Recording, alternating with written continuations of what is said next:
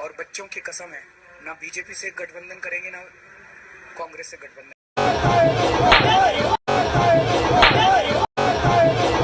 झूठा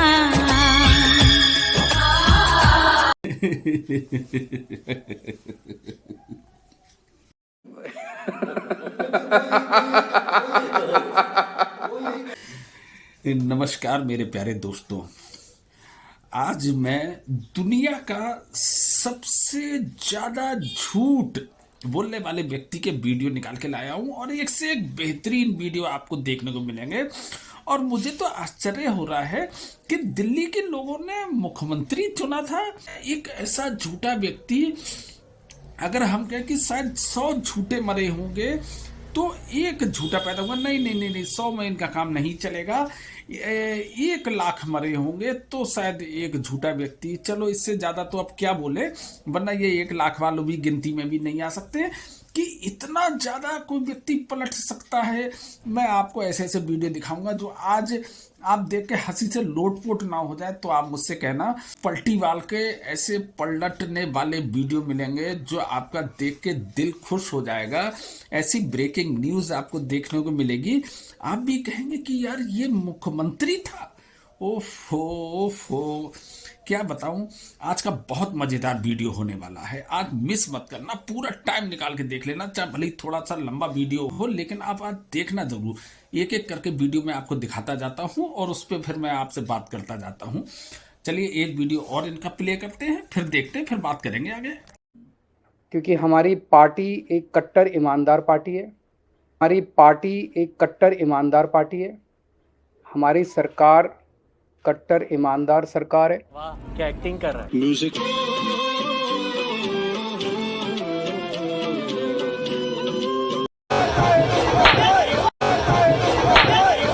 झूठा बताइए, ऐसे शख्स को इन्होंने जेल में डाल दिया। कि रिश्वत अगर लेते या तो कहीं कैश मिलता, यहाँ कहीं प्रॉपर्टी के कागज मिलते, कहीं ज्वेलरी मिलती, कहीं खर्चे के सबूत, कुछ नहीं है, हवा में है सब कुछ। चोर क्या चोरी का सामान अपने घर में रखता है। कट्टर ईमानदार पार्टी, ओहो, कट्टर ईमानदार पार्टी, दिल्ली के मुख्यमंत्री कट्टर ईमानदार। क्या चुना है भाई, वाह क्या चुना। पढ़े लिखे लोगों को मूर्ख बनाने वाला व्यक्ति, बस सब मानेंगे इसके दिमाग को। बीजेपी के पास भी सारी पार्टियों का तोड़ है लेकिन इस पलटीवाल का तोड़ नहीं है।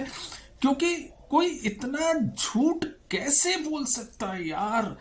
क्या हमारी नसों में जो ब्लड बहता है ना, क्या उससे तेज कोई चीज बह सकती है? बह सकता है। इसकी नसों में जो झूठ बहता है ना, वो इस स्पीड से बहता है कि कोई भी उसका मुकाबला ही नहीं कर सकता। ब्लड मुकाबला नहीं कर सकता, कोई फाइटर जेट मुकाबला नहीं कर सकता, कोई भी मुकाबला नहीं कर सकता। और आज ऐसी ऐसी चीजें आपको सोचने में मजबूर कर देगी कि आप लोग क्या करते हो। देख लो एक और वीडियो भाई, मैं आज वीडियो में वीडियो दिखाने वाला हूं, देखो एक और वीडियो। मजीठिया साहब, हम आपके इन पर्चों से डरने वाले नहीं है। 1 महीने के अंदर नशे की सप्लाई बंद करेंगे और मजीठिया को जेल भेजेंगे। केजरीवाल ने मजीठिया को ड्रग्स माफिया, नशे का सौदागर और न जाने क्या क्या कहा। यहाँ तक कि सरकार बनने पर घसीटकर जेल भेजने की चेतावनी भी दी। भ्रष्टाचार के खिलाफ आंदोलन से निकले केजरीवाल ने उसके खिलाफ माफी की चिट्ठी लिख मारी, जिसे वो भ्रष्टाचार की मूरत बताते थक नहीं रहे थे। ओ भाई साहब, क्या आदमी है ये। किसी पे भी कुछ भी इल्जाम लगा देता है कि साहब ये ड्रग्स का सप्लायर है, ये है, ये वो है। कोई भी पेपर ऐसे दिखा देता है कि देखिए साहब ये है मेरे पास प्रूफ, हमने पूरी जांच कर ली है, देखिए ये है प्रूफ। साला कुछ उसमें नहीं होता है, कुछ नहीं होता है। ऐसे ही झूठ मूठ करके किसी को कर दिया और बाद में माफी मांग ली। ऐसे लोगों पर कार्रवाई होना चाहिए। इलेक्शन कमीशन को कार्रवाई करना चाहिए, सुप्रीम कोर्ट को कार्रवाई करना चाहिए। सबसे पहले तो जनता की कार्रवाई होना चाहिए। यार ये व्यक्ति है, ये चुनाव लड़ने लायक व्यक्ति है क्या? खैर आप लोगों ने चुना है तो चलिए हम मान लेते हैं, वीडियो के संग में लुत्फ भी लेते हैं। चलो एक वीडियो और देखते हैं, फिर बात करेंगे। और बच्चों की कसम है, ना बीजेपी से गठबंधन करेंगे ना कांग्रेस से गठबंधन। Several months later. वोट बटने मत दो, गठबंधन कर लो। क्या कहा? वोट बटने मत दो, गठबंधन कर लो। यही नहीं, अभी और सुनिए। मेरा राम किसी की मस्जिद तोड़ के ऐसे मंदिर में नहीं बस सकता। जवाहरलाल नेहरू जी BHEL की जगह एक मंदिर बना देते, क्या इस देश की प्रगति हो सकती थी? Several months later. भगवान राम का मंदिर है, भगवान राम पे सबकी श्रद्धा है, तो भगवान राम का आशीर्वाद चाहिए। थूका चाटा चाटा थूका, थूका चाटा चाटा थूका, गधा बनाया बाप, गधा बनाया बाप। नाम तो हमने लिया नहीं, फिर कैसे समझे आप जोगीरा साहब। केंद्र सरकार ने 8 लाख करोड़ रुपए के इन बड़े बड़े पूंजीपतियों के बैंक लोन माफ कर दिए। इन लोगों ने देश के कुछ चंद लोगों का 10 लाख करोड़ रुपए का कर्जा माफ कर दिया। 11 लाख करोड़ रुपए का कर्जा माफ कर दिया मोदी जी ने। 12 लाख करोड़ रुपए के कर्जे माफ कर दिए। 13 लाख करोड़ रुपए के बैंकों के कर्जे कुछ चंद अमीर लोगों पे माफ कर दिए। साले का खोपड़ी तोड़ साले का। झूठा ऐसा व्यक्ति है यार, जो व्यक्ति अपने बच्चों की झूठी कसम खा सकता है, जो ये कह सकता है कि हम कांग्रेस से गठबंधन नहीं करेंगे। आप उस कांग्रेस से क्या, पूरे विपक्ष से जिसको आप भर भर के गालियां देते थे, आज उन सबके साथ में आप खड़े हुए, और ऐसे नहीं खड़े हुए, हाथों में हाथ डाल के आप खड़े हो जाते हो। क्या कह सकते हैं भैया, मैं तो आपको प्रूफ दे रहा हूं। किसी टाइम में आप यही ऐसे पेपर लेके आते थे और ऐसे लहराते थे, देखिए हमने पूरी जांच करी है, देखिए हमने पूरी जांच करी है। कहाँ गई वो जांच? या तो आप पहले झूठ बोलते थे, या आप आज झूठ बोलने लगे हैं। और ये तो पूंजीपतियों के बारे में कहते हैं कि वो इस देश के नागरिक नहीं है, और कुछ भी बोल देते हैं। आपको यही नहीं पता कि मैंने पहले भाषण में क्या बोला था, फिर क्या बोलना हूं, अब क्या बोलना हूं। यार आपको तो कुछ कहने का अधिकार भी नहीं होना चाहिए। बाकी आपके काले चिट्ठे आज निकल रहे हैं। चलिए फिर देखते हैं आपका एक और काला चिट्ठा। कि दिल्ली में शराब की नई दुकान नहीं खोली जाएगी, इक्विटेबल डिस्ट्रीब्यूशन करेंगे, लेकिन शराब की नई दुकान खोल के नहीं करेंगे। तो जितनी दुकानें हैं उतनी ही दुकानें रहेंगी, दिल्ली में कोई नई शराब की दुकान नहीं खुलेगी। यार ये तय किया कि अब दिल्ली में सरकार की शराब की दुकान नहीं होगी, दिल्ली में सरकार की शराब की दुकानें विड्रॉ कर ली जाएंगी। झूठा ये हैं इनके शिक्षा मंत्री, इनके शिक्षा मंत्री और पलटीवाल यानी अरविंद केजरीवाल ने दिल्ली वालों से वादा करा था कि अगर हमारी सरकार आ गई तो हम पूरी दिल्ली को शराब से मुक्ति दे देंगे। लोग अपने शराब पीकर अपने घर में मारा पीटी करते हैं, दंगे करते हैं, इसको हम पूरी तरीके से प्रतिबंध कर देंगे। लेकिन भाई साहब आपको पता है कि इन्होंने शराब पे 1+1 की स्कीम डाली थी, ताकि लोग और पिए। जो पी रहा है, अगर कोई 2 पैक पी रहा है तो वो 4 पैक पिए, 4 पी रहा है तो वो 6 पिए, 10 पिए। ऐसी इन्होंने दिल्ली की हालत कर दी। पूरी दिल्ली को शराबी बनाने के इन्होंने रणनीति अपना ली थी, और उसमें घोटाला भी करा। और इस घोटाले में इनके शिक्षा मंत्री जेल गए, इनके मुख्यमंत्री दिल्ली के जेल गए, पूरा मंत्रिमंडल, काफी ज्यादा मंत्रिमंडल साहब जेल में, भ्रष्टाचार के आरोप में साहब जेल में गया है। और कट्टर ईमानदार पार्टी, कट्टर, और दिल्ली के कुछ लोग अगर आज भी सोचते हैं कि ये कट्टर ईमानदार है, तो भाई साहब सोचो, मैं आपसे तो कुछ नहीं कह सकता, लेकिन सोचो कहीं आपका ब्रेन वॉश तो नहीं हो गया है। एक बार साइकेट्रिस्ट को दिखाना पड़ेगा। अगर ये सब देखने के बाद भी अगर उसे ईमानदार कोई समझता है तो साइकेट्रिस्ट के पास शायद जाने की जरूरत पड़ेगी, बाकी देखें और इनकी वीडियो, मजेदार वीडियो लग रहे हैं ना आपको, चलिए देखते हैं आज खुल के दी। हम आपके साथ, मैं, आप, हमारे 1-2 मंत्री अभी मेरे कमरे में चलते हैं, 2 घंटे 3 घंटे 4 घंटे कर लेते हैं। करना है नहीं करना, ईमानदारी से आप करवा रहे हैं नहीं कर रहे, हम पूछेंगे आपसे। तो करना है ना।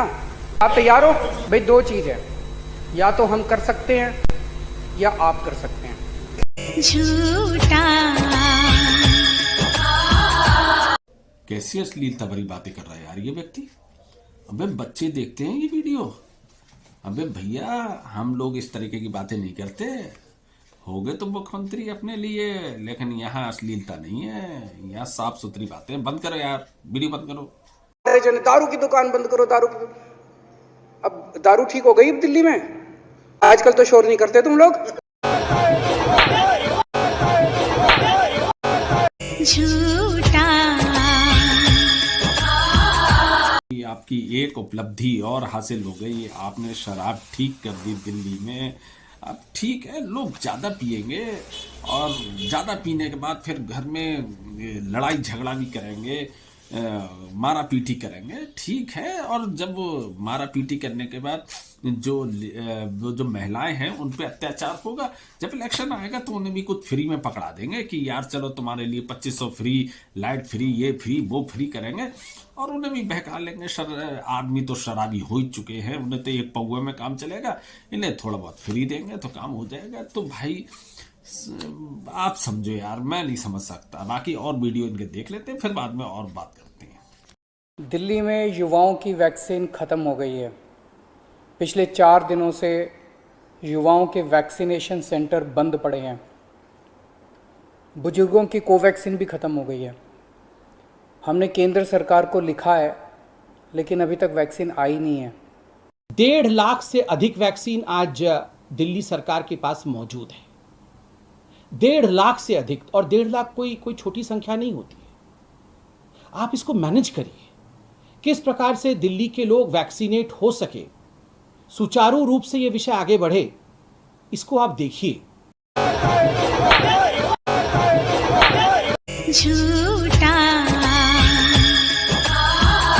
व्यक्ति आपदा में भी संभावना के ख्वाब देखने लगे। क्या आप कह सकते हैं? पूरी दुनिया जब कोरोना महामारी से जूझ रही थी, परेशान हो रही थी, उस समय भी ये महाशय झूठ बोल रहे थे, उसमें संभावनाएं तलाश रहे थे, अपना वोट बैंक साध रहे थे। तो इसको तो झूठ से भी बहुत बढ़ के क्या नाम दें इसको, ये आप तय करना, कमेंट्स में बताना। इस चीज को क्या कह सकते हैं कि वैक्सीन मौजूद है, आपके यहाँ 1.5 लाख पड़ी हुई है और आप फिर भी झूठ बोल रहे हो, उसमें संभावनाएं देख रहे हो। चलिए इनके और वीडियो देखते हैं, कई बार गुस्सा आएगा, कई बार हंसी आएगी। इसी तरीके से हम आगे बढ़ते हैं और आप तय करना क्या सही है क्या गलत है। ऐसे में कोरोना के केसेस की इस अचानक बढ़ोतरी ने मुश्किलें ज्यादा पैदा की है। अस्पताल तक आता है, फिर टेस्टिंग होता है और तब चीजें हमारे हाथ से निकल। लेखक हैं, कलाकार हैं, टेस्ट कर रहे हैं, उसमें जो सैंपल लेते हैं उसमें बहुत लेथार्जी है। ऐसे ही मुंह के आगे ही से सैंपल ले लेते हैं।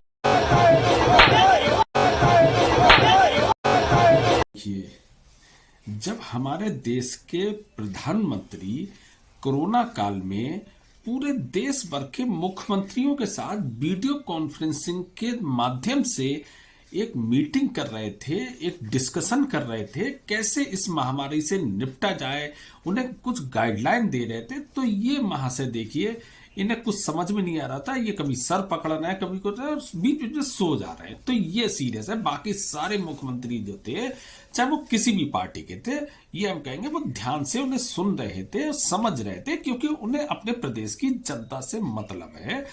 कहीं ना कहीं वो प्यार करते हैं, चाहे किसी भी पार्टी को। लेकिन ये महाशय क्या थे, इन्हें नींद आ रही थी, ये उस समय सोने लगे। ये इन्हें उनका भाषण बेकार का भाषण लग रहा था। कल को अगर मनीष सिसोदिया चोरी करेंगे तो मनीष सिसोदिया, केजरीवाल का कुछ नहीं लगता, उसको जेल जाना पड़ेगा। कल को अगर कोई हमारा मंत्री चोरी करेगा, ये मेरे कोई सगे नहीं लगते, इनको जेल जाना पड़ेगा। कल को कोई हमारा विधायक चोरी करेगा, कोई हमारा सगा नहीं लगता, उनको जेल जाना पड़ेगा।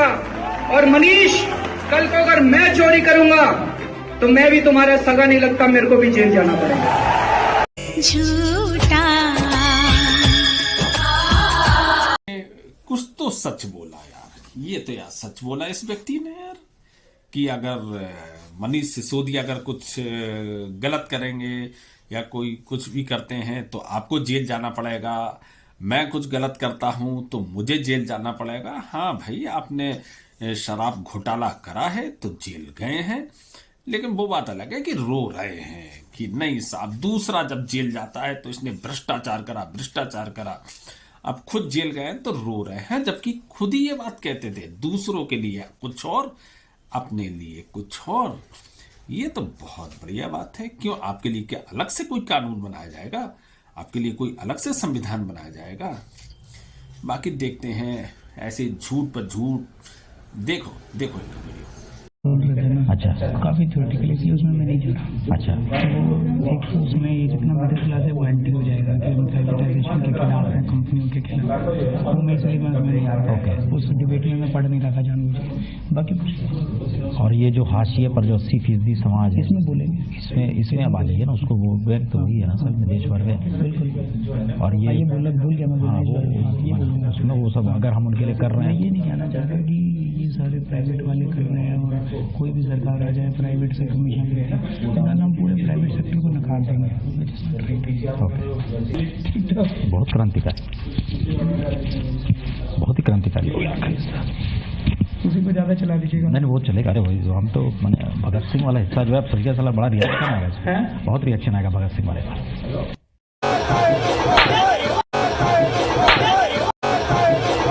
झूठा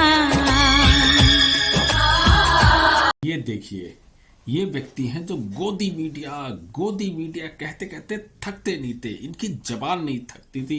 कहीं पे भी चले जाए कि साहब गोदी मीडिया है, मीडिया तो बदल गई है, मीडिया तो एक तरफा हो गई है, हमारे लिए तो कुछ दिखाती नहीं है, वो तो केवल गोदी मीडिया बन गई है। और ये क्या है साहब, ये कौन सी सेटिंग हो रही है कि साहब आप ऐसे ऐसे करना, प्राइवेट के लोग का ये दबा देना, इस तरीके से नहीं इस तरीके से करना, अंदर खाने बैठ के पूरी सेटिंग हो रही है। क्या हो यार आप, क्या हो? चलो देखते हैं आपके और वीडियो। जन्म प्रमाण पत्र 15 दिन में बनेगा, मृत्यु प्रमाण पत्र 1 महीने में बनेगा, यह समय सीमा तय करो। उतने समय सीमा में अगर काम ना हो तो आप अगर लोकपाल को शिकायत करो तो लोकपाल की ये जिम्मेदारी होनी चाहिए कि वो उस अधिकारी की और उसके हेड ऑफ द डिपार्टमेंट की दोनों की तनख्वाह काटेगा और आपको मुआवजे के रूप में देगा। लालू यादव उस गरीब आदमी का वाकई नौकर है और उसकी नौकरी, उसको जो तनख्वाह मिलती है वो गरीब आदमी की पेट काट के वो गरीब आदमी देता है। वो अपने आप को राजा मान बैठे हैं। मुलायम सिंह जी ने संसद के अंदर कहा कि अरे ये इनका अन्ना हजारे का जन लोकपाल बिल आ गया तो एक दरोगा हमको आके जेल में डाल देगा।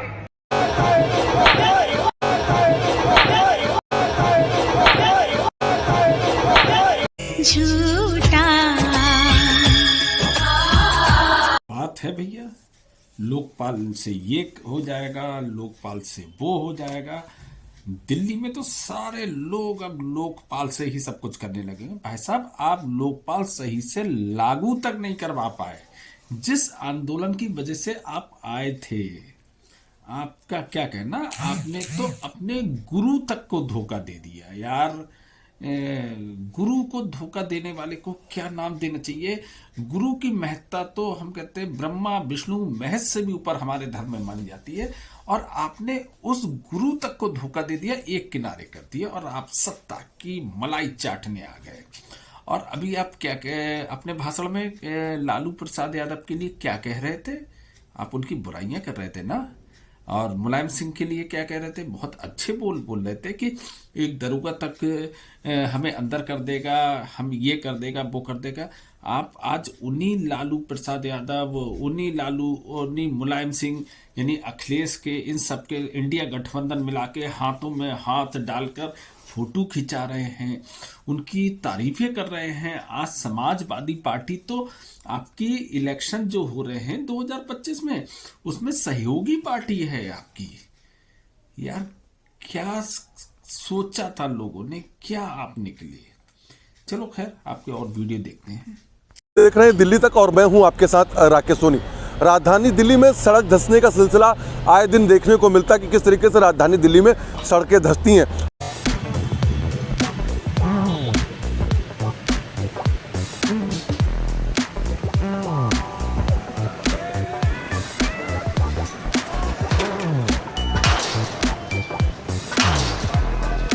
मैंने साफ साफ बोला है 2025 का चुनाव जो अगला चुनाव है उसके पहले अगर मैं यमुना साफ ना कर दूं, मेरे को वोट मत देना अगली बार। झूठा है दिल्ली की सड़कों का हाल। भाई साहब, इतने बड़े बड़े गड्ढे हो गए हैं ना कि उसमें से लोगों का निकलना मुश्किल है। वाहन कैसे निकले, किस तरीके से निकले, एक पूरी योजना तैयार करना पड़ती है कि किस तरीके से स्टीयरिंग घुमाएं या किस तरीके से हैंडल घुमाएं। ये सिचुएशन हो चुकी है आपके सड़कों की। और कूड़े के तो आज दिल्ली में कोई जाता है ना गलियों में, तो कूड़े के ढेर, बदबूदार गलियां आपने बना के रख दी हैं। और वास्तव में एक बात आपने सच कही थी कि दिल्ली को हम झीलों का शहर बना देंगे। तो भाई साहब, ये एक वीडियो मैंने देखा था, वो एक बैलगाड़ी आ रही है, बैलगाड़ी में वो झील के अंदर चल रही है और वो बात अलग है कि गड्ढे की वजह से लोग उसमें कुछ घिर गए, एक्सीडेंट हो गया। और साहब, आप पलटीवाल जी, आपने एक बात कही थी कि अगर 2025 तक अगर यमुना साफ नहीं हुई तो अगली बार मुझे वोट मत देना। आप तो खूब वोट मांग रहे हो, आप तो तरह तरीके के इल्जाम लगा के, झूठ बोल के आप वोट पे वोट मांग रहे हो। अब आप किस मुंह से वोट मांग रहे हो? चलो कमेंट्स में करके बताना, मैं अब नहीं बोल रहा हूँ, आप कमेंट्स करना कि क्या कहा जाए इसे। जितने भी अखबारों में सर्वे हैं, कौन सा आपके चैनल ने जो कराया? हाँ, हमारे चैनल में वो फ्रॉड सर्वे था। मैं आपको और जो एक मिनट मैं आपको अब जो आपने कुछ कहा, मेरी बात सुन। योगेंद्र यादव ने सर्वे करवाया वो सही सर्वे था। मैं आपको आता हूं उसके ऊपर। जो सर्वे आपको जीता दिखाए वो सही, और जो हारा दिखाए वो फ्रॉड। पार्टी में आप कह रहे हैं कि जितनी भी टिकट दी हैं वो अच्छे लोग को टिकट दी है, उसका एक सर्वे मैंने कराया है। तो जो 70 लोग टिकट दी है उनमें से 8 आदमी ऐसे हैं जो बीजेपी के एस्टेब्लिश नेता थे और 7 ऐसे हैं जो कांग्रेस के नेता थे। बिल्कुल थे। तो अगर बीजेपी और कांग्रेस के लोग इतने खराब हैं तो उनको आपके टिकट या आपकी पार्टी गंगोत्री है इसमें आके सब साफ हो जाते हैं। जब कोई दूसरी पार्टी छोड़ के आता है तो उसकी 3 गुना जांच कराते हैं हम लोग। जिनकी आपने 3 गुना जांच कराई उनकी थोड़ी जांच मैंने भी कराई। हाँ, बता दीजिए। उत्तम नगर विधानसभा से आपने टिकट दी है देशराज राघव को। इनको माना जाता है राशन माफिया।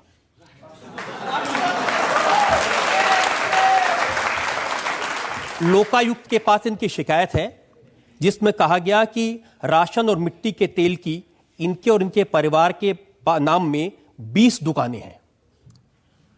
मिलावट का सामान बेचते हैं, पत्नी के नाम पे, बहन के नाम पे, परिवार के नाम पे, और ये सारी डिटेल्स आरटीआई से निकाली हैं। आप चाहें तो मैं आपको पूरी डिटेल दिखा। मेरे को सारी पता है सर, मैं भी बता देता हूं सारा। अच्छा, आपको पता है, उसके बावजूद आपने इनको टिकट दे दी। ईमान आदमी को टिकट देंगे तो सवाल तो पूछे जाएंगे। आप मेरे को पहले बताते, मैं वो सारे सबूत लेके आ जाता आपके पास। आप पहले आदमी जो मुझे कह रहा है आपकी अदालत में आया तो मुझे पहले बता देता क्या करना है। आप ये डॉक्यूमेंट्स दिखा रहे थे, ये तो वन साइडेड डॉक्यूमेंट्स है ना, देने के लिए तैयार हूं। जब लोगों पर इल्जाम लगाए हैं ना तो वन साइडेड डॉक्यूमेंट पर लगाए हैं। हाँ, आप तो उसके बाद आप जब प्रेस कॉन्फ्रेंस करते हैं जिसके खिलाफ में, उसको पहले बता देते हैं मैं आपके खिलाफ ये बोलने वाला हूं, जवाब लेके आ जाओ।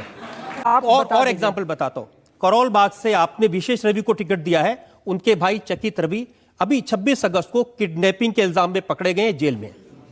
ऐसे उम्मीदवार, अब आप क्या करेंगे? जिन उम्मीदवारों के खिलाफ इल्जाम है, जिन उम्मीदवारों के खिलाफ भ्रष्टाचार के आरोप हैं, जिन उम्मीदवारों के खिलाफ या उनके भाई के खिलाफ क्रिमिनल केस हैं, उनको उम्मीदवार बनाए रखेंगे या हटा देंगे? सर, ये हम सारी जांच कर चुके हैं।